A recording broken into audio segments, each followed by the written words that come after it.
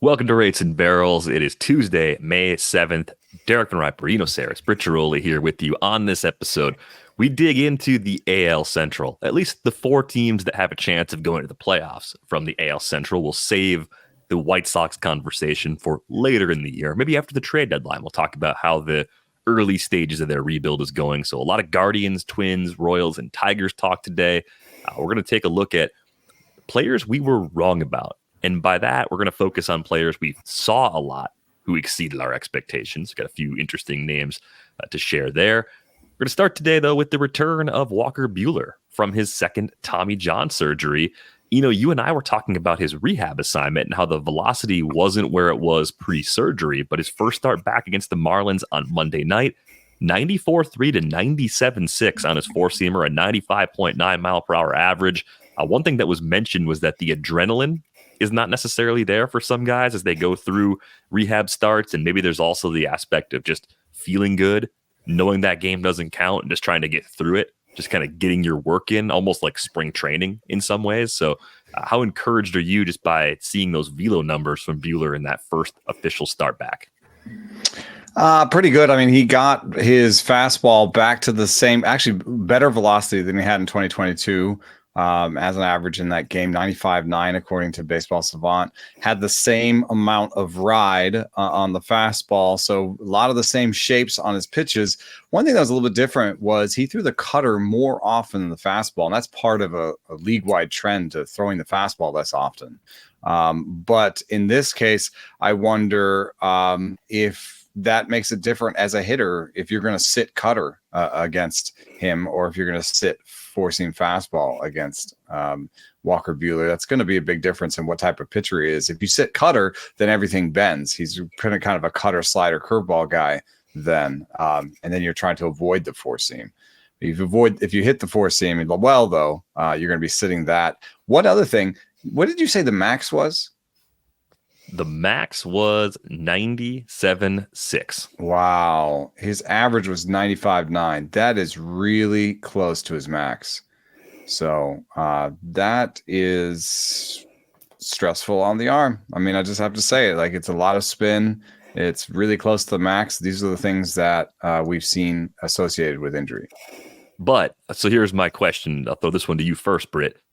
Buehler gets a crack at free agency for the first time, and maybe the only time he gets a shot at a long-term payday, right? So if he comes back and he continues to air it out all season, and from early May to the end of the season into the playoffs, he looks anything like the Walker Buehler of old, that's a big payoff for him this winter, because he becomes a very interesting starting pitcher target for a league desperate for quality starting pitching. Sure, it's still going to come with the risks of 2 career Tommy John surgeries, but by proving that the stuff comes all the way back, that really changes a lot about that payday.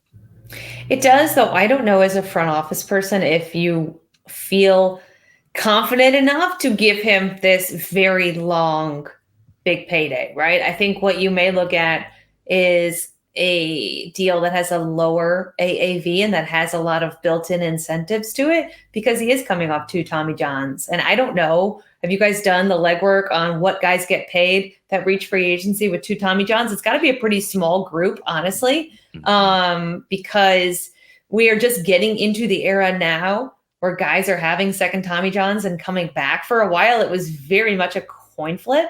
The chances after your first Tommy John are okay. The chances at your second Tommy John are a little bit lower for you to come back and be kind of that guy. If Walker Buehler is that guy again, and he is pitching to November because the Dodgers are in the World Series, I'm a little concerned as a front office person about giving him this 5-6 year deal that he probably is seeking because of all the wear and tear on his arm already. If he blows again, you're pretty much done, right? Now you're talking about third Tommy John territory. Yeah. Johnny Venters, there's a very few people in there. Yeah. Has he become a reliever after that? Well, that's a really expensive reliever that you're now paying, right? So I think in the day and age of front offices being ultra cautious, you're going to see kind of that deal that has baked in incentives for hitting innings or the Blake Snell thing where he's just going to have to do 2 shorter, years, 50 million, 2 years, 60 million and try again in 2 years.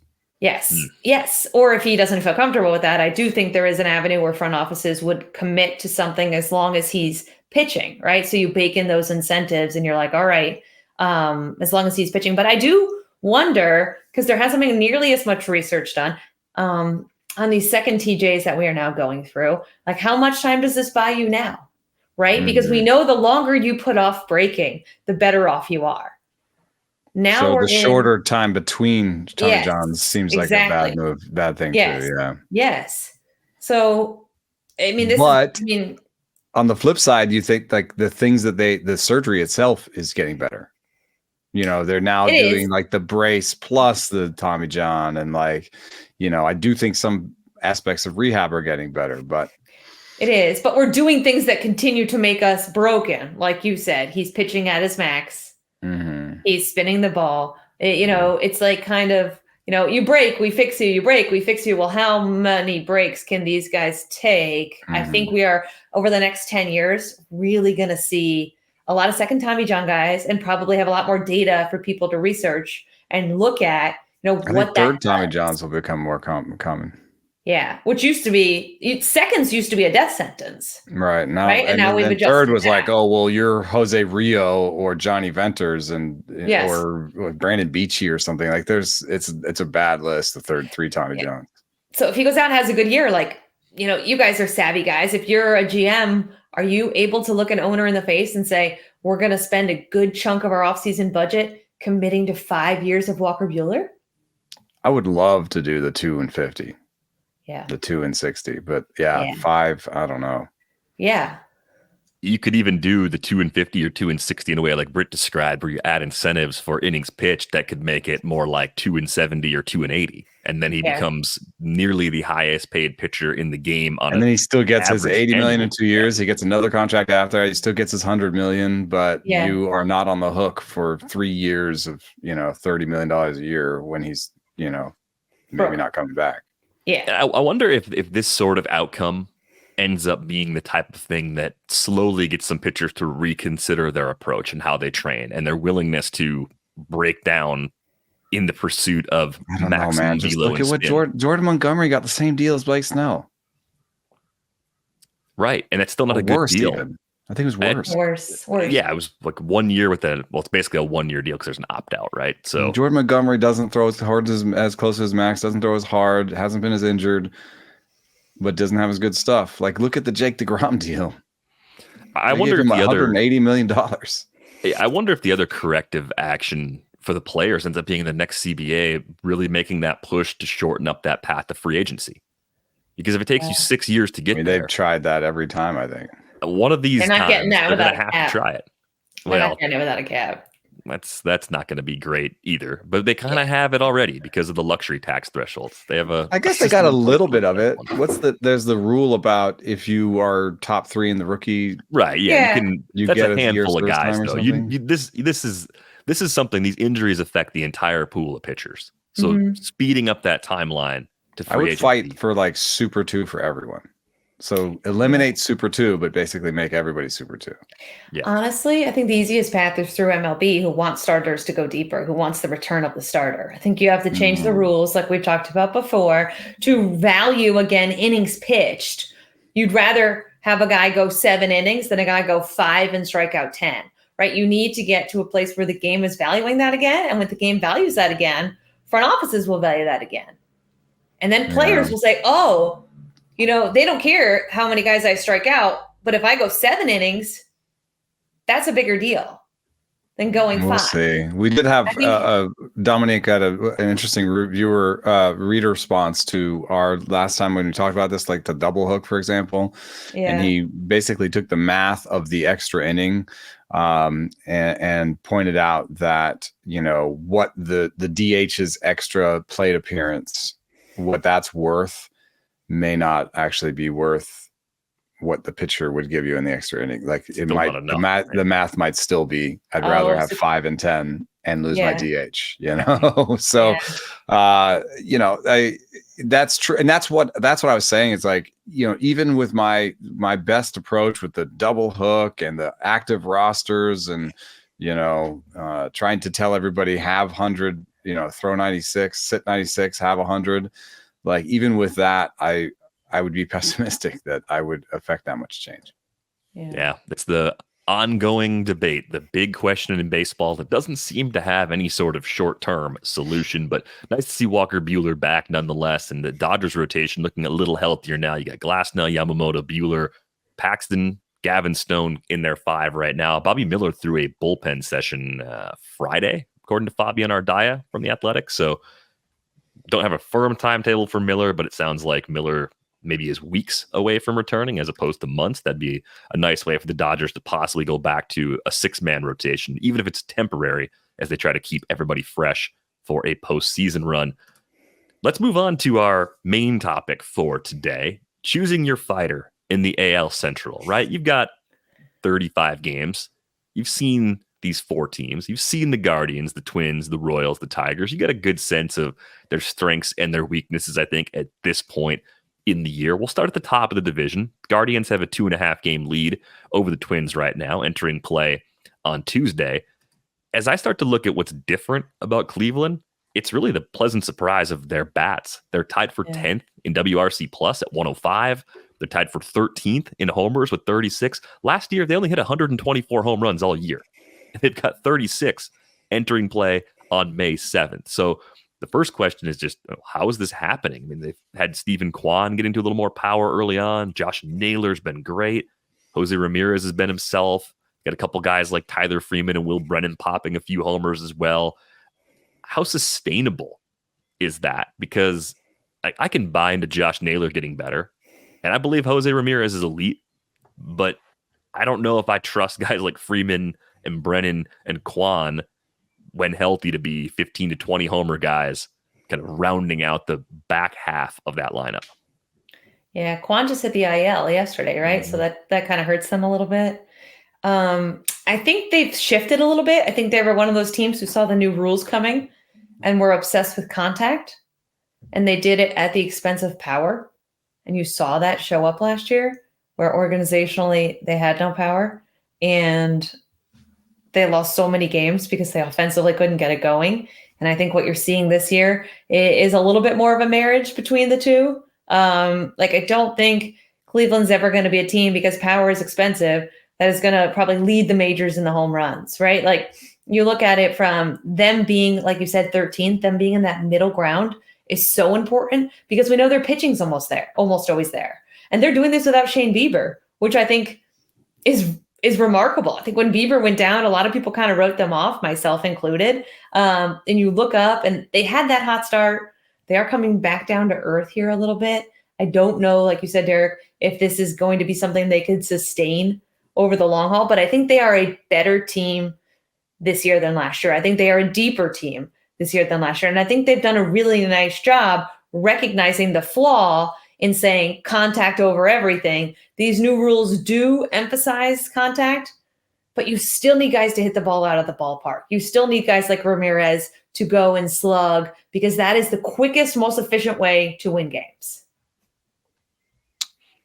It's kind of wild.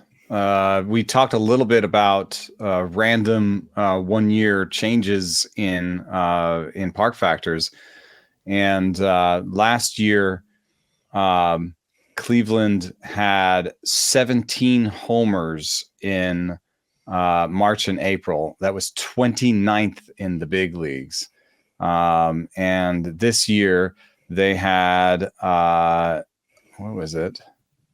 29 homers in March and April, and that was 19th. That's a pretty big difference, And then when you look at what's going on at home right now, the Guardians have 23 homers at home. That's the 6th most homers at home in baseball, and part of that just might be the fact that they lopped part of the stadium off. Now there's different wind patterns. We've known that Cleveland has always played as an offensive friendly park later in the season when the temperatures change. So with this new change in the actual park and it playing so offensive friendly right now, I think WRC plus is broken for them. I think the park adjustment is broken for them. And I wonder what's going to happen in August when it's super hot and super muggy in Cleveland, and it's the stadium is different. I wonder if we're going to see the same excellence from their pitching staff, because what you see, Shane Bieber is out. Tanner Bibee is doing fine. Gavin Williams had a setback in the minor leagues. Tristan McKenzie is pitching on a half-torn UCL. I don't know if they have the pitching depth this year, and I think they might start losing games 8-6. You know, is the other teams hitting a lot more home runs too in Cleveland? Yes. Under that theory, yeah, they should be. Yeah, the if you look at the StatCast park factors, Cleveland right now in a 1-year park factor is the most offensive friendly park in the big leagues. I mean, yeah, we know there are limitations of small sample size park factors, but that's enough of a change where you can reasonably say things are different. It's not overall the friendliest. It's overall, it's the 5th friendliest, but for homers, it's the most homer friendly park in the big leagues right now. Really? Yeah. So, but there are limitations to 1-year park factors because you've got Dodger Stadium second. We've been talking about how Dodger Stadium has become more friendly to homers over time. Yeah. I think it's global warming. Honestly, I covered a World Series game that was 98 at game time for an evening game. Yeah. Padres is third. Padres have gone up and down the last few years. Like the park factor has just been up and down. I have no idea what's going on there. Orioles is 4th, which is weird because they just built Mount Baltimore and they had yo-yoed down. You know, Astros are 5th. The Rays are 6th. The Rays have the 6th friendliest home run park factor right now. Seems absurd. That's a pitcher-friendly park. That's noise. I mean, think about it, right? The season is kind of noisy. 5.5, 6 weeks old. Yeah, half the games have been at home. Like, that's not a lot of sample. You're talking about but 4 or 5 But I would series. also say, like, what has changed in terms of personnel for Cleveland that you would be like, oh yeah, now they hit homers? I mean, not much. I think they have 2 home run hitters on this entire team. Yeah. Approach. 2. I think the approach matters. I think they have realized that they need home runs. They used to, for a while, tell guys contact is king. And I think they've come back down off that a little bit. I guess their philosophy I think was Josh Naylor and Jose Ramírez are the only guys who are really going to hit homers on this team. Yeah. At least at like the 25 to 30 home run sort of level, right? Like that's where I think everybody else is supporting contributions in power or are a lot more. You think they're going to get up more risky? To like 10 and 15 and stuff? That's what I see when I look at guys like Freeman and Brennan. Yeah. I mean, the wild card is someone like Kyle Manzardo. He just got called up, made his debut on Monday. He's going to be part of that first base DH mix with Naylor. Debut didn't go quite the way anybody would have hoped. It was 3 strikeouts, but he was hitting the ball hard, making good swing decisions, and putting up pretty big numbers at every stop along the way in the minors. So I think there's your like what could be different. At the beginning of the season, we thought maybe Chase DeLauder, if he hit enough at AA, would get a quick promotion to AAA. Maybe he'd be knocking on the door this summer. He's dealing with a foot injury, same foot that he had surgery on in January of 2023. So he's down right now at Akron. No timetable for his return. But I think Manzardo is sort of the big boost that they could use. They could have a third home run hitter potentially if things click for him right away. The pitching questions, I think, are legit. They are going to miss Bieber just because you're talking about a high-quality starter that consistently could be maybe their best guy if everything's going well. But you look at McKenzie, you're right. He's just not himself. His walk rate's way up right now. K rate's down. Velocity isn't great. You just worry that that's an IL stint waiting to happen. I like Bibee quite a bit. I think he'll be fine. But he's kind of alone on an island right now. Carlos Carrasco, I'm sorry, I'm old as dirt. He's old as dirt. And you got Ben Lively, who's, a really interesting kind of invisible guy, but he sits 90.6 with the fastball. I don't know how long that kind of deception lasts. We've seen Lively sort of bounce around a little bit. So, and then that's the 5 they have now.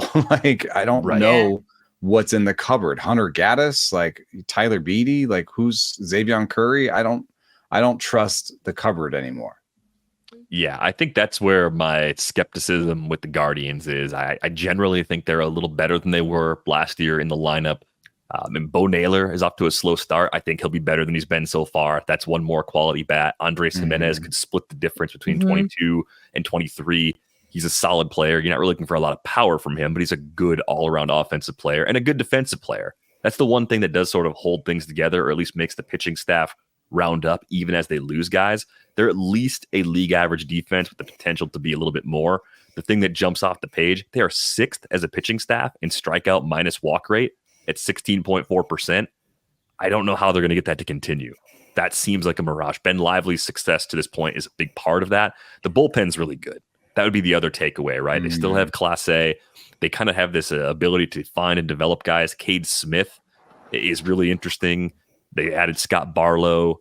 Hunter Gaddis has been working in the relief role so far. Like they tend to have a good bullpen. Nick Sandlin's been really good for them, running a 2.04 ERA over a strikeout per inning. So like they can make games a little shorter because of that bullpen depth. But if they start to lose more starters than they've already lost, they've already kind of been stress testing their depth. They don't have that next guy up the way we're accustomed to seeing in this organization. They've already kind of went to that well a bunch of times. And that's what I think makes this Guardian start a little bit of a concern, is that, yeah, they've weathered the storm, but another storm could really be something that pulls them back down to earth. Let's move on to the Twins. I think when you look at the teams in this division on paper, they still sort of stand out as the most well-rounded team. And they've got the offense working pretty well when you consider they've done it without Royce Lewis. They've done it with Carlos Correa having a stint on the IL already. Byron Buxton hasn't been himself. He's on the IL right now. But they're 9th in WRC+. They're down in strikeout rate. And that's kind of the thing that I'm keeping a close eye on with this team. They're at 24% right now, tied for 8th league-wide. Last year, they led the major leagues in strikeouts at 26.6%. That's been the big problem with that offense is, yes, they hit barrels, they hit it hard in the air, but at the cost of strikeouts. Yeah, and in the absence of some of those key players, I mean, Royce Lewis might be their best all-around offensive player. Like, that's very likely. It's just been hard to keep him on the field because he's had such bad luck on the health front. Ryan Jeffers has been great.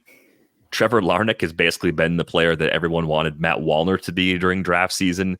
Edward Julian still doing his thing. It's with high strikeouts, but 20+% better than league average, does some damage. So they've got a lot of different guys contributing. Correa's back now. There's pretty good balance to the lineup. And the pitching staff still looks really good. They lead the league in strikeout minus walk rate. And they were right there last year too. And that's with Yohan Duran just coming off of the IL. So their bullpen, which is already good, just got one of the best relievers in the game back. So they've actually dealt with their share of problems so far. And this roster actually looks just as good, if not a tick better than it was a year ago. Yeah, I want to find a way to take the Royals. Okay. I don't know that I've found it yet. I think did you guys know the Royals lead all of baseball with 29 defensive runs saved? Yeah, I think that's an important thing because defense doesn't often slump the way hitting and pitching do, right? Unless there's a rash of injuries. I know it's early, but you look at the Twins, -11. I think it matters, especially to these smaller market teams, if you are not giving away outs, if you are saving your pitching staff outs. And the Royals have had some really good results, early results from that. They've had the best pitching staff in the division. Yeah. So in terms of runs allowed.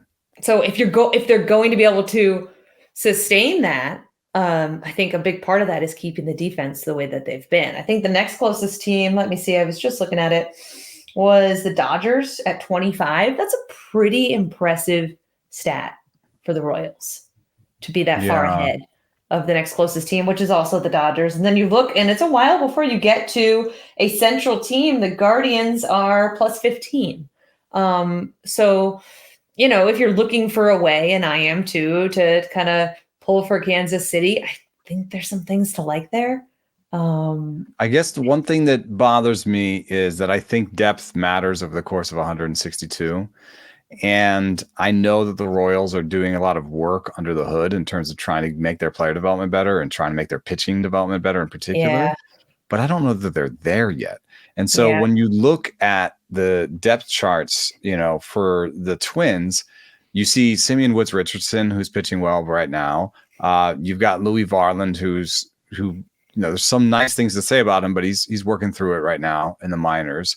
And then David Festa is a top 10 guy in Stuff Plus in the minor leagues.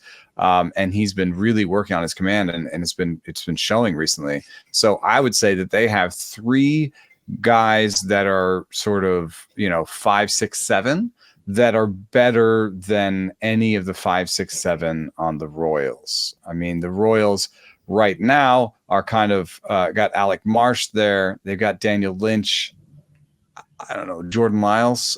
I would take the Twins 5, 6, 7, and so that means that if the Royals keep Cole Reagans, Brady Singer, Michael Wacha, and Seth Lugo healthy all year, then I can see them actually winning the division. They'll do it on defense. They'll do it on power. Michael Massey's been showing some power, showing some good stuff, but they also have a kind of a core in Pasquantino and Witt, and I think Michael Garcia, but Sal Perez is still slugging. So, there's some ways that I can tell the story that the Royals win it, but usually the story includes some injury. That's just what we've been talking about forever about baseball. And I think that the Twins are much better suited. In fact, they've weathered some injury. They're going to get some guys back, whereas the Royals have been largely healthy. What happens when their kind of spate of injuries comes? Yeah, that's the thing I'd be most worried about from the Royals' perspective. Because you look at the Twins, I mean, Pablo Lopez, Joe Ryan, Bailey Ober, because that first start against the Royals was so bad, people were very concerned, but he's got a 2.37 ERA and a 27-6 strikeout to walk ratio in his last 5 starts since that meltdown against the Royals his first time out. He looks good again. He looks like a 3 or a 4, which they definitely need him to be consistently at that sort of level. But if Joe Ryan keeps the ball in the park, if he fixes his biggest skills flaw, Lopez and Joe Ryan are a great 1-2, and they're as good as any 1-2 currently in that division. And then when you think about the quality of the bullpens up and down the division, that's another area where I'm a little bit skeptical of the Royals. I know James McArthur's been a great call for you so far. It's like, he's good, but a lot of other guys are underperforming in that bullpen unit.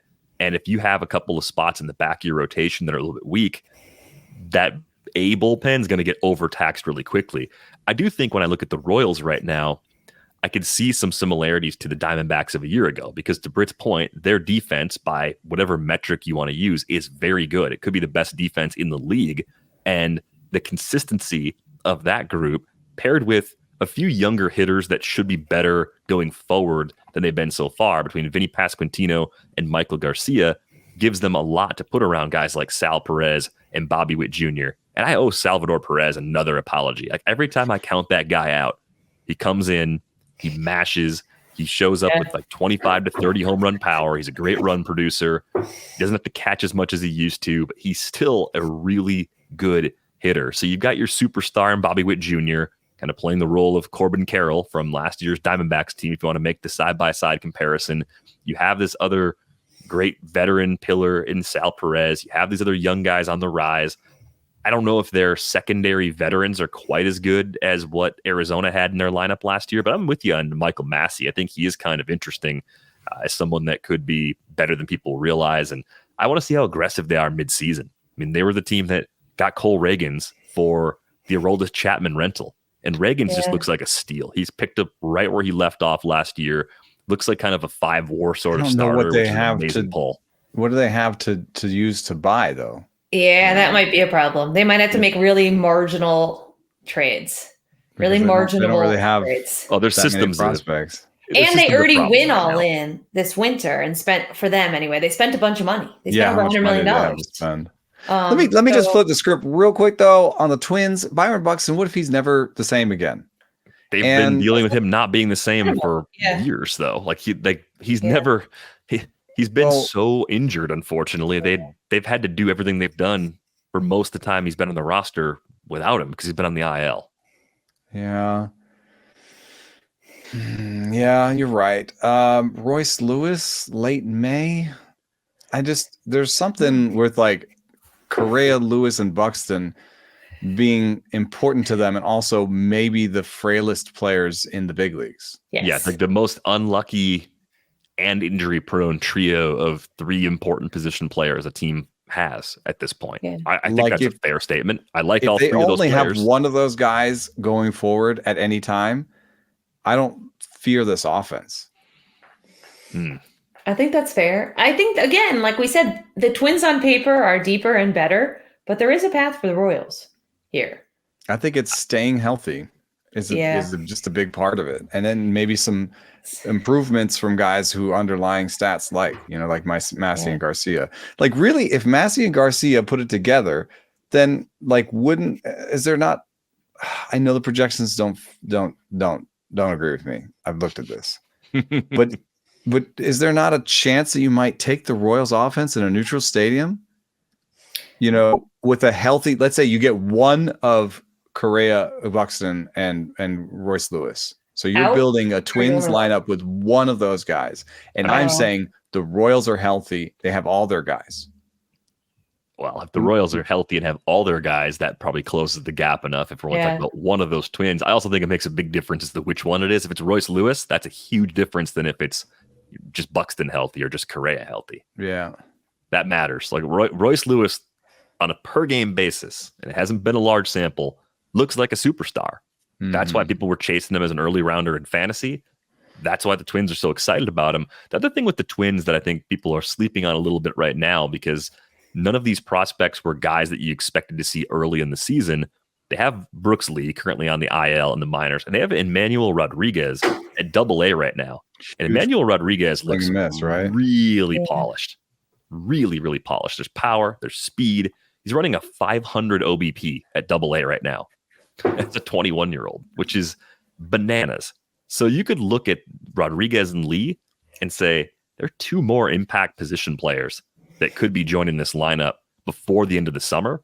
So I think that's one other part of this Twins depth that makes them a little better than the teams trying to chase them. I think my brain says Twins, but my heart kind of says Royals. I don't know why. There's just they seem like underdogs. There is a way that they just stay healthy, and some of the younger guys get better, and they do something interesting here. Yeah. But the Twins, I think, they're like quality around, and they have prospects too. So if you're like talking about Manzardo coming up for the Cleveland, then yes, you should talk about Emmanuel Rodriguez and Brooks Lee. Yeah, that is the missing thing right now for me with the Royals. Like, they don't have those interesting young players they could add to this roster on the fly from the minors. Yeah. It might be an unheralded move, right? People weren't doing backflips when they added James MacArthur in that small trade. Even when they added Reagans, I don't remember people going crazy saying, "Oh yeah, Cole Reagans is an ace." What's everyone else missing? So they could do it like that again. It's just not going to be the big splashy blockbuster sort of trade. Let's get to the fourth team that is in contention in this division. It's the Tigers. They're 1/500, 5 behind the Guardians right now. The big problem so far has been the Tigers' bats. They're 24th in WRC+. They have the 6th highest strikeout rate in the league, 24.3%. There are a few things going right. Riley Green looks like he's taking the next step, right? We saw all the rumblings of one more step forward, the full breakout, and it's happened to this point. Mark Canha, Matt Vierling, Kerry Carpenter, they look like solid role players. So they've got some guys hitting. But Spencer Torkelson still has not homered yet. Yeah. Baby Pete Alonso has not homered yet this season as we enter play on May 7th. So you have Torkelson struggling. Javi Baez just is lost beyond all repair at this point. He's got a 35 WRC+. And Colt Keith has had a really tough first month plus trying to adjust to big league pitching. So I look at this team and I say, I like the pitching. Tarek Skubal looks great. Jack Flaherty's having a bounce back year. We think Casey Mize might miss some more bats going forward. They've had a few success stories in the bullpen. You could at least look at their A bullpen and say it's good. I don't know if they can fix their bats. I don't know how much of the early struggles are the lack of experience for Keith, and how much of it might just be how difficult that park is, especially in the early part of the season. So can you sell me? Can either one of you sell me on this Tigers lineup coming together in a way where they stay in the mix all summer long for the AL Central? I mean, define stay in the mix. Like stay within 5 to 8 games of The leader? To be clear buyers at the trade deadline. Maybe not the most aggressive buyers, but to be a team that sees itself as enough of a contender to patch up the holes, come late July. I don't know if there's a road for that. I think they may be one of those stand pat, and if we get lucky, we get lucky kind of teams. I agree with you. I think what's encouraging is you've seen some of the young pitchers that I feel like we've heard about for years now, Mize and Skubal, kind of take that step forward that everyone was waiting for them to take. So you are seeing some really encouraging things on that side. And on the other side, like Javi Baez, is that going to go down as one of their worst free agent signings of that year?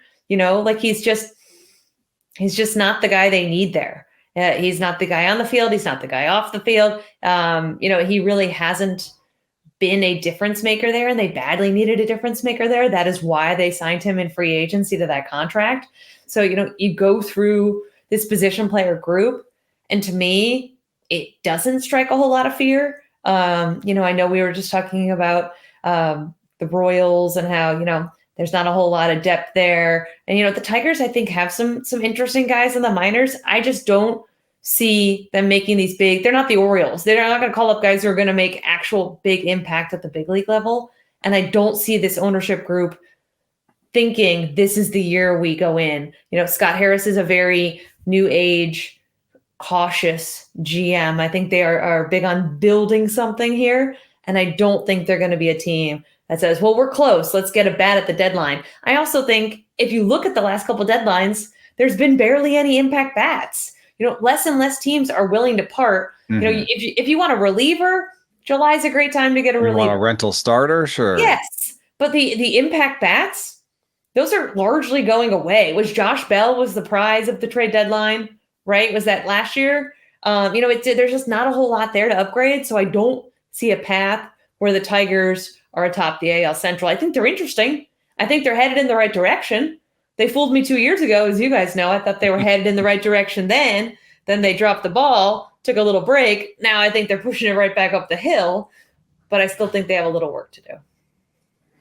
I mean, if I was trying to fiddle with the dials right now as a leader in that organization, what I've heard is that Scott Bush sort of excels in run prevention, and that's his sort of bailiwick, I guess. I hope I'm using that right.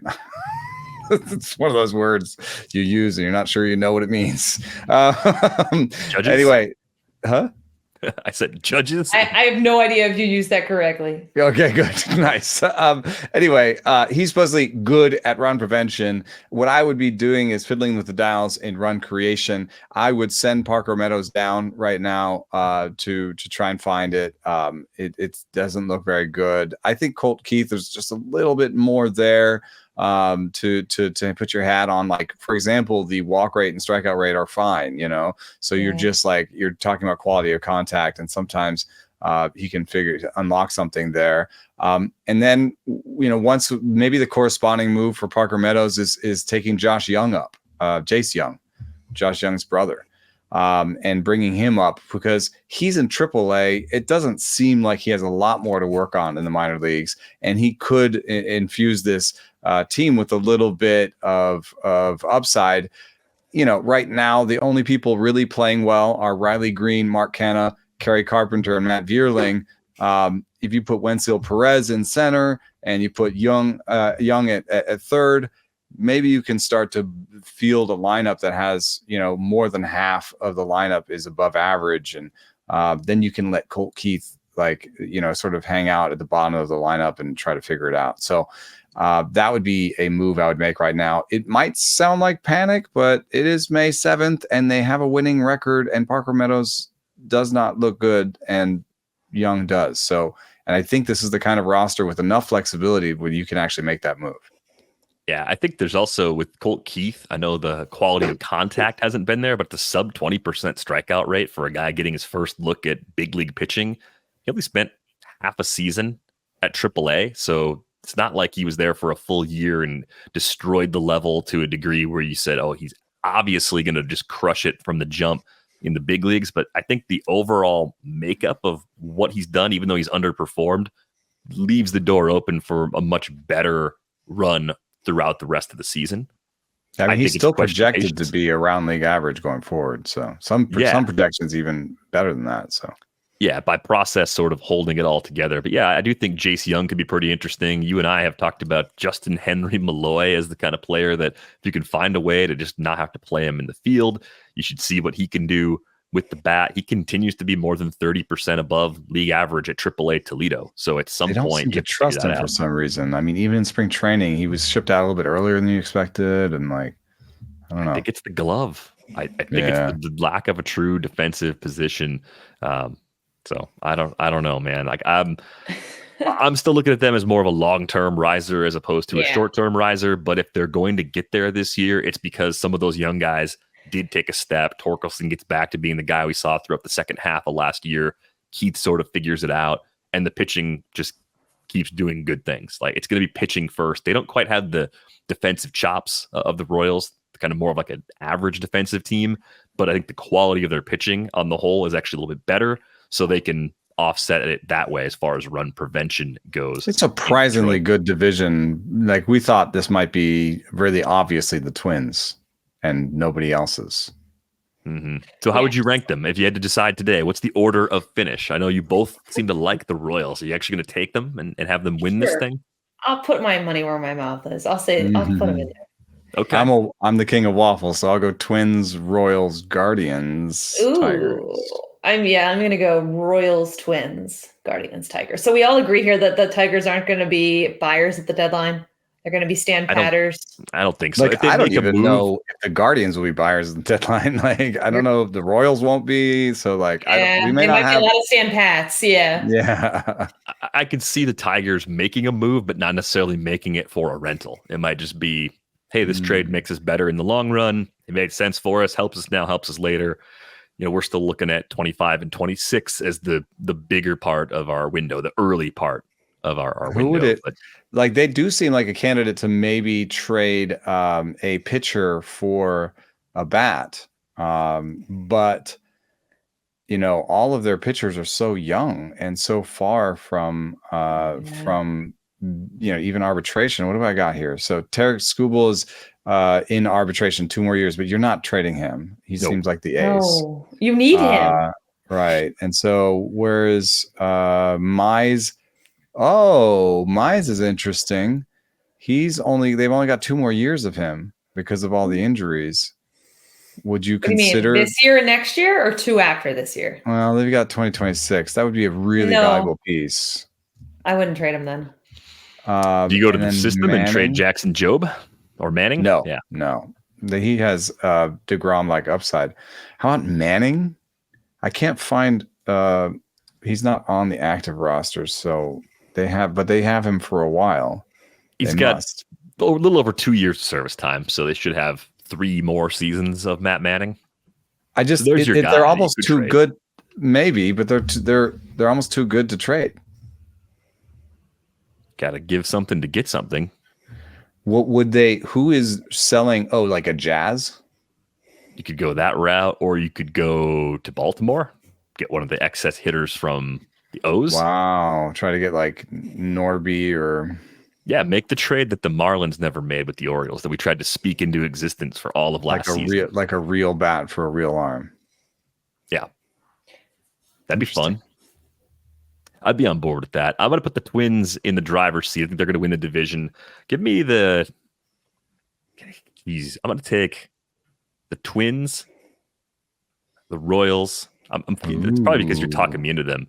Yeah. I'll take the Tigers over the Guardians. I think some of the flaws get some angry Guardians fans after this one. I know. Yeah. I know. We're going to get some happy Royals fans. Although you picked them to go. I like that. I'm a little. You got to roll the dice a little. They might win by 1 game. I think we all are thinking that no one's running away with the Central, right? With no one's going to win by 10 games. Oh, I haven't even mentioned the projected standings really quickly. The projected standings are Twins with 88 wins, Guardians with 85 wins, Royals with 82, and Tigers with 81. So that's pretty tight. Yeah. Yeah. I'm talking like 1 game difference between the Tigers and Guardians, and just taking the Tigers as the contrarian team that wants to finish the season strong, whereas like the Guardians broken down by injuries. DVR's got them limping to the finish. Royals had the best run differential in the division. I'm telling you what, you guys, I could do it. So I wanted to ask you both, of the players you've seen a lot of over the years, who has exceeded your expectations the most? Who were you wrong about in a good way, where you thought they were just kind of an average player, or maybe they weren't even going to be a regular, and they turned out to have really good, productive careers, or they were a starter, but they became an excellent starter, and it just was not expected. Like my guy is Marcus Semien. Like I think Marcus Semien, there was a point early on with his time with the A's where I thought, okay, Marcus Semien is what you see like 2017, 2018 is kind of like, okay, double-digit homers, double-digit speed, not a great OBP, sub 400 slug. Maybe not a shortstop. Good player, but just a guy. Like nothing special, right? And then between 2019, when he popped to 33 homers in Oakland, 2021, when he hit 45 with the Blue Jays, which I don't care what baseball you're using or which minor league park you're playing some of your games in, that's still a ridiculous season. Yeah. And on top of all that, like there's this durability, which he kind of always had, but there's also the improvement defensively. Like I never saw that coming from Marcus Semien. I was pretty sure he was like a 2-WAR, 3-WAR player, and not the kind of guy we'd be talking about in his early 30s as, a premier infielder or a guy that would get a contract like the one he got from the Rangers 2 off seasons ago, right? And maybe be worth it. And maybe actually completely earn it, like dollar for dollar. I mean, I know year one he was kind of league average, but being league average for 161 games is actually very hard. And I think some of this is like an expectation problem. Like we do this with rookies too. Rookies come up, and if they're not great right away, oh, what's wrong with this player? What's wrong with this player? It's like if you come up as a first-time big leaguer and you're 15% worse than league average, that's probably good. That's probably actually meeting an expectation in a reasonable sort of way. There's nothing wrong with Wyatt Langford. No, there's nothing wrong with Wyatt Langford. Yeah. There's probably nothing wrong with Jackson Holiday either, but our expectations are you're going to come up and you're going to hit like Juan Soto right away because Juan Soto did it, so why can't you? And that's just, that's unfair, right? That's putting the expectations in the wrong place. But yeah, thinking about it from like these veteran perspectives, who's surprised you the most over the years as someone that just rose up to this level that you never saw coming? I mean, I've covered like surprising seasons, like Gerardo Parra with the Nats. Like, yeah, that's a big one. I remember like joking around with my editor, like print the playoff tickets. They just got swept in Milwaukee in May. And sure enough, you could have printed the playoff tickets when they got him because he was a game changer. Chris Davis, 53 home run season. I've covered like some stuff that you're like, didn't see that coming. Zach Britton with the AL over 50 straight saves, New American League saves record. But the one player that jumped out to me when we talked about this, guys, was Trey Mancini. He's a guy who, I was covering the Orioles at the time, and all you heard was that he was a 4A guy. He was a guy who would come up in spring training and be impressive, or come up for September call-ups and look good. But people in the organization were just convinced that it wasn't going to translate over. And you hear enough of that, and you start to believe it as well. And you're like, oh, all right then. The Orioles believed so much that he was a 4A guy that they signed Chris Davis to that mammoth deal because they didn't think they had another first baseman in their system. And obviously, Trey Mancini is not, this all-star guy. He was, comeback player of the year. He's not known as one of the top players in baseball, but for a guy who people didn't think had a place in the big leagues, who not only played in the big leagues, came back from cancer and continued to be a serviceable big league player, and won the World Series when he got traded from Baltimore to Houston halfway. I mean, he had a career that I think all three of us would sign up for in blood on the field. So he's a guy that jumps out to me as somebody who I think expectations were very low, who exceeded them. I think it's a lot harder for guys to exceed expectations than it is for players. I have dozens of guys who were supposed to be the next big thing that I covered and was around daily that weren't. Right? I think because we run them up the flagpole, because we think we know who these guys are, and because the guys who are the high draft picks get so many more chances at every level, at every step of the way, it is a lot harder for these guys who aren't these touted first rounders, who don't have these big bonus baby label attached to them, to exceed those expectations. It's getting harder and harder for those guys to exceed expectations. So I think it's actually a really interesting question, Derek, because there aren't that many of these guys and they are going away. Gone are the days where we're going to see, oh, this guy was a 30th rounder, but we're just not going to see that. And I think it used to be more of the norm. And now the deck is just stacked so much against these guys. We're shortening up the draft. They may shorten up the draft again. And I think it's just becoming a case where we are setting more guys up to fail than we are for guys to succeed because the barrier we have for them is low. And then there's also just our expectations have changed. Like the way that we calibrate our expectations have changed, I think, with the different advanced stats. We now like if somebody comes up and they were not so heralded, but in the first month they hit the ball 120 miles an hour a bunch of times, or they throw the ball 100 miles an hour a bunch of times, we immediately adjust our expectations. And so it's hard for us to be like, looking back, be like, oh yeah, before I saw him hit the ball 120, he was a nobody. We just remember, oh, he hit the ball 120 and then he was good. So there's these like metrics that sort of change how fast we think about a player. I think, the guy that I come up with is Chris Bassett because, those metrics never really were in his favor. He comes from Chicago in this deal. He's striking out 6 batters per 9 with a 92.8 on the fastball. I was like, I don't know that this is going to be meaningful. Maybe he'll transition to the bullpen and be good, but I don't see him as a starter. His first year in Oakland, he has some success in 86 innings, but again, the ERA, like the things we use like Sierra, the ERA estimators, the advanced stats say that he should have been a run higher than he was. So I was like, I don't know. This doesn't seem like it's really that great of a package. In 16, he has a 6 ERA, and I pat myself on the back and say, you got that one right. And then spend 17 in the minors. 18, he's kind of up and down, and he's arguing with Bob Melvin about being sent back down and says something like, I'm a major league starter. Why are you sending me back down? So this, I was like, oof, irascible.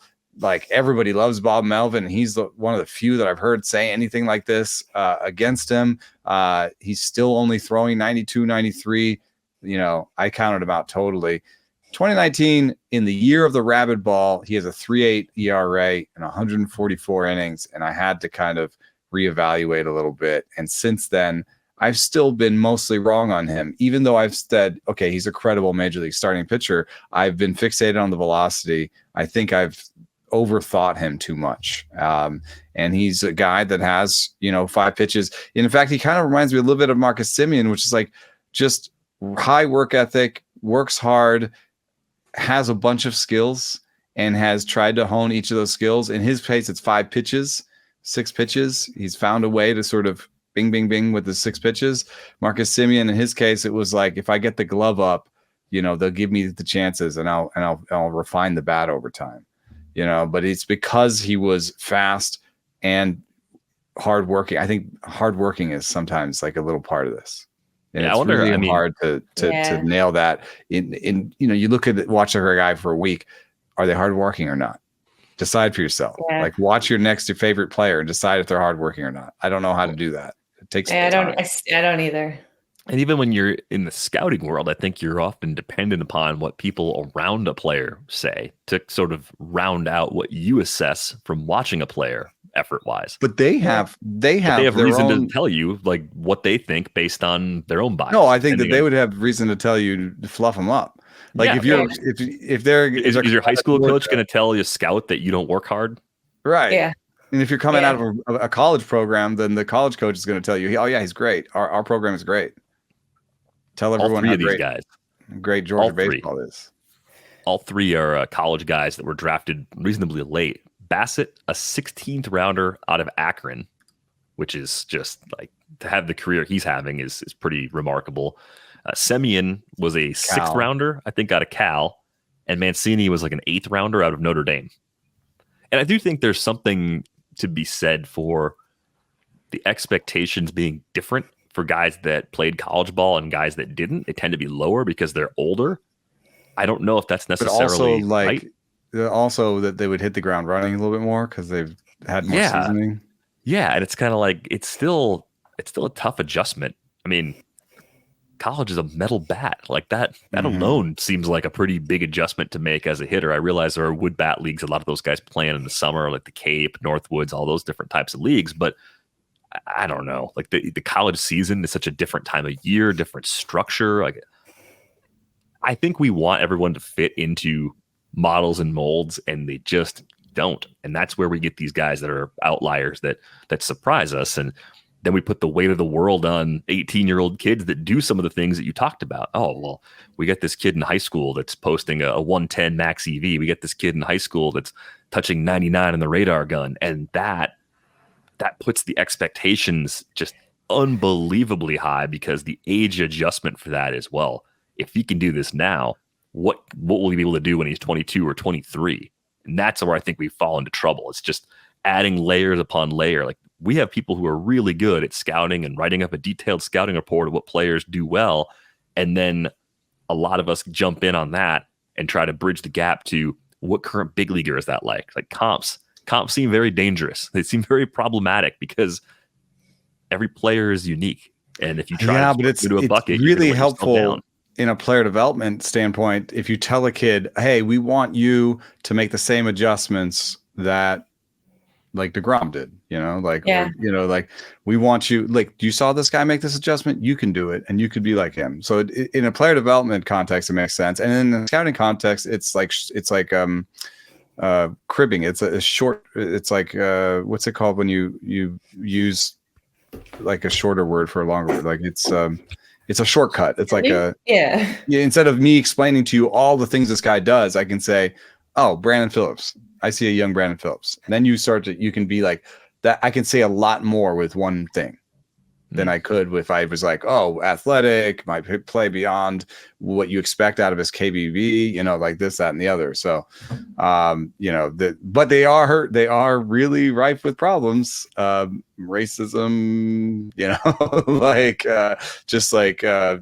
missing the uniqueness of the player, putting them into some sort of box that they're not actually, that's not the right box, Right. The comp could be wrong, and then expectations are misaligned, and the player gets coached incorrectly because all along they misidentified. Oh, well, this reminded me of Brandon Phillips out of high school. Brandon Phillips took a pretty meandering road to become a very good big leaguer. Yeah. Right. So that's just one example, right? Any player you put like that took a unique path. Like that's where I think it's like, yeah, it can be helpful, but it can make you miss in a certain way, even if there are some very similar characteristics of those players. Yeah. I mean, I think the hardest thing to do in scouting and in player development is to like stay malleable and like stay open to new information and like receive information and not sort of fall into these are the things I know and I just do the things I know. You know what I mean? It's like people call it the growth mindset or whatever, but that's how I see it, is like you kind of want to have processes that you believe in. And so like, oh, hey, anybody who's got a 2/3 slot, we teach him a sweeper and a sinker. Like, let's do that. Like that's worked before. It's worked for Michael King. But then don't just do that for everybody. Don't take somebody who has a decent four seam and tell him not to throw it just because he's in that slot. Or don't take someone who has a great changeup and ignore it. It's like, you have to, there's something in between where it's like, these are the good processes, but if you show me something, then I'm going to put that Brandon Phillips comp away, because it's not useful. Yeah, that's interesting. It is probably one of the hardest things about getting from point A to point B. It's like, hey, we thought this, now we have to think this instead. How do we adapt to the needs of each player? When we have a good process that tends to work, tends to turn out big leaguers, sometimes you end up trading those players away. They become good players somewhere else because they didn't fit your organization. But the ideal outcome is being able to develop those players yourself if you can tick all the boxes. Easier said than done, to be sure. We are going to go on our way out the door. A reminder, get a subscription to The Athletic at theathletic.com/rates and barrels. You can find Britt on Twitter at Britt_Giroli. Find Eno at Eno Saris. Find me at Derek Van Riper. Find the pod at Rates and Barrels. Join the Discord. The link is in the show description if you haven't joined that already. That's going to do it for this episode of Rates and Barrels. We're back with you on Thursday. Thanks for listening.